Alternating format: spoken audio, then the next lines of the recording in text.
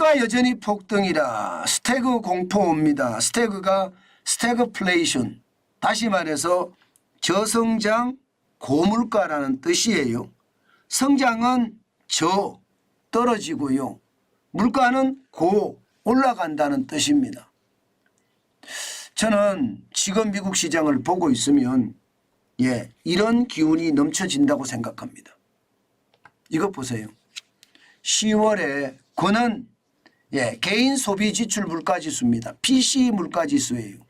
이게 미국의 중앙은행인 연방준비제도가 가장 선호하는 물가지수라고 합니다. 그것도 PCE 물가지수가 아니라 근원이라고 붙어 있습니다. 어텀이라는. 근원이란. 다시 말해서 근원 소비자 물가지수는 근원 소비 지출 물가지수는요. 기본적으로 계절적인 요소 제한입니다. 일시적인 요소 제한입니다. 계절적인 요소는 농산물이고요. 일시적인 요소는 유가입니다. 이거를 제한 다음에 나머지를 가지고 물가가 얼마나 올라간지를 나타내주는 지표가 권원 개인 소비 지출 물가 지수인데 이게 플러스 3.5%나 올라갔습니다. 3.5%면요. 목표 물가가 2%잖아요. 거기에 비하면 3.5%는 굉장히 높습니다. 굉장히 높아요.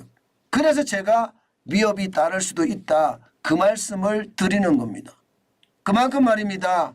개인 소비 지출 물가 지수는 지금 계속 고공행진이에요. 여러분 보시는 것처럼 2022년 2월에 5.4%로 가장 높았었거든요. 지금은 많이 떨어졌습니다. 떨어지고 해서 올 1월에는 4.7%까지 떨어졌고요. 9월에는 3.7%까지 떨어졌습니다. 10월에 3.5% 떨어진 것은 많이 떨어졌다. 그런데 뭐가 걱정이냐? 이렇게 이야기하시는 분들이 충분히 계십니다. 그렇지만 말입니다. 전체적으로 뭔가 이상한 기운이 감도는 것도 있거든요. 왜냐하면 물가가 떨어지는 것이 이게 경기 침체에 의해서 떨어지는 것 아니냐, 이런 전망까지 나옵니다. 경기 침체가 되면 많은 사람들이 소비를 줄이거든요. 소비를 줄이는 그런 요소가 되는 것은 이런 싸늘한 어떤 기운이 있다는 뜻이에요. 실제로 개인 소비 지출 PCE 물가지수도 10월에 9월에 3.5%에서 3.0까지 떨어졌습니다. 6월에 3.0, 10월에 3.0 비슷한 모양새를 나타냈어요. 그런데 시장은 분명히 이거를 보면 환호를 해야 되거든요. 환호하는 것이 아니라 뭐지? 침체 오는 것 아니냐? 이런 어떤 두려움을 갖고 있는 겁니다. 두려움을. 이것은 말입니다. 결국 침체의 어떤 기운이 느껴질 수도 있다는 이야기입니다. 저는 이것이 말입니다. 시장에는요. 오히려 말입니다. 오히려 충격이 될 수도 있는 그런 상황이라고 생각합니다. 물론 지금 미국의 경제 성장률 좋아요. 지금 3분기까지 경제 성장률을 보면 말입니다. 여러분도 깜짝 놀라잖아요. 지금 미국이라는 그 거대 경제가 지금 성장률을 보면 진짜 깜짝 놀라는 5.2%의 성장을 달성하고 있습니다. 5.2%. 지금 보시는 것처럼 지난 1분기가 2.0%, 2분기는 2.1%예요. 3분기는 5.2%입니다. 이게 연율로 계산한 겁니다. 뭐 전분기 대비 전년 대비가 아니라 연율로. 지금대로 성장하면 올해 성장률이 5.2%다. 그런 뜻이에요. 뭐 1분기도 지금대로 성장하면 올해 성장률이 2.0%다. 이런 뜻입니다. 연율로 계산한 건데 이게 5.2%까지 올라갔으니까 이제는 말입니다. 아니 경기가 좋은데 무슨 말이냐. 이렇게 이야기할 수도 있습니다. 그러나 실질적으로 말입니다. PCE 물가지수가 저렇게 떨어진 데는요. 개인 소비 지출에서 뭔가 이상한 기운이 감지가 돼요. 전월 대비해서 개인 소비 지출은요 0.2% 상승하는 데 그쳤습니다. 9월만 하더라도 0.7%가 상승을 했었거든요. 0.2%가 상승하니까 개인 소비 지출을 줄인다는 이야기잖아요. 여기에다가 개인 소득도 말입니다. 10월에 0.2% 증가하는 데 그쳤습니다. 9월에는요. 개인 소득이 0.4% 늘어났었거든요. 그러니까 이게 소득도 줄고 지출도 준다. 그러면 물가가 떨어지는 것이 물가가 떨어지는 것이 3%까지 떨어졌지만 이거 경기 침체 요소가 아닌가 이렇게 시장은 해석합니다. 그래서 여러분 결국은요 스태그플레이션의 공포까지 이야기가 나오는 겁니다. 그만큼 말입니다. 침체의 기운이 있으니까 저성장의 모두고 물가는 절대로 안 빠질 것 같으니까 고물가의 어떤 모두를 가져간다. 이런 뜻이라고 해석을 할 수가 있는 겁니다. 시장은요. 이러니까 뭐 대혼란이라고 해도 마찬가지입니다. 시장 자체가 중심을 못 잡아요. 이게 떨어졌다가 올라갔다가 폭등했다가 폭락했다가 정신을 전혀 못 차립니다. 시장 자체가. 오늘 나스닥도 보면 0.23% 떨어졌거든요. 장중에는 굉장히 많이 떨어졌었어요. 그러다가 말입니다. 장 막판에 쭉 치고 올라왔습니다. 그래서 32.27이 올라서 14,226.22로 마감했고요.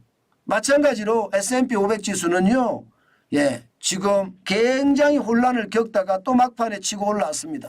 0.38, 17.22가 올라서요. 4,567.80 상승으로 마감했습니다. 이제 4,600이 얼마 안 남았습니다. 다우산업지수요. 이거는 뭐 엄청납니다. 연고점입니다. 연고점. 1.47% 올랐고요. 520.47이 올라서 35,950.89까지 마감했어요. 36,000이 머지않았습니다. 지금 시장 엄청나게 올라가죠.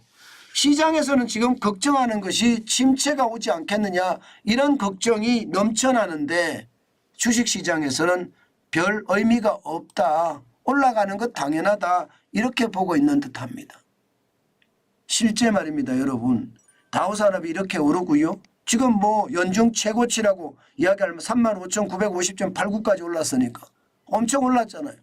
S&P 500은 혼란을 겪었지만 그래도 0.38에 올랐고요. 나스닥은 혼란을 많이 겪었고요. 아마 차익 실현도 굉장히 많이 했을 거로 보입니다. 그래서 0.23이 떨어졌는 거. 이거는요 여러분 시장에는요 저는 대혼란의 어떤 조짐이 시장을 쥐고 흔든다 이렇게 생각합니다. 실질적으로 말입니다. 이 실업을 보면 실업수당이죠. 11월 25일에 21만 8천이거든요. 그러니까 좀 안정적이라고 저는 보입니다. 안정적이라고. 과거에 5월 11일에 26만 4천 명까지 늘어나기도 했고요. 작년 8월 11일에 26만 2천 명까지 늘어나기도 했거든요. 이게 이제 실업자가 많이 늘어난다. 그래서 경기 침체가 된다는 이야기인데 지금 현재까지는 11월 11일부터 시작해서 11월 25일까지 3주 동안을 보면 23만 1,000명, 21만 1,000명, 21만 8천 명. 그러니까 실업수당을 청구하는 사람들 수가 뭐 그렇게 많지는 않습니다. 침체라고 보기는 아직 힘들고요. 그렇지만 침체의 조짐이 느껴진다는 것은 사실이다. 저는 여러분 시장 진짜 꾸준히 봐야 된다고 생각하는데요. 개인 소비 지출 물가 지수가 떨어지니까 연중 최저가 아니라 근래 한 3년 만에 최저잖아요. 그렇게 되니까 시장은 환호하는 모습은 보이는데요. 이 환호가 어쩌면 말입니다.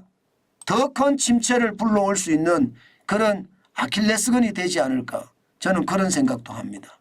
그래서 시장에 투자할 때 진짜 조심하셔야 됩니다. 요즘 같은 시장을 보고 있으면요. 저 역시도 두렵습니다. 그만큼 말입니다. 시장의 혼란이 크고요. 이런 시장에서는요.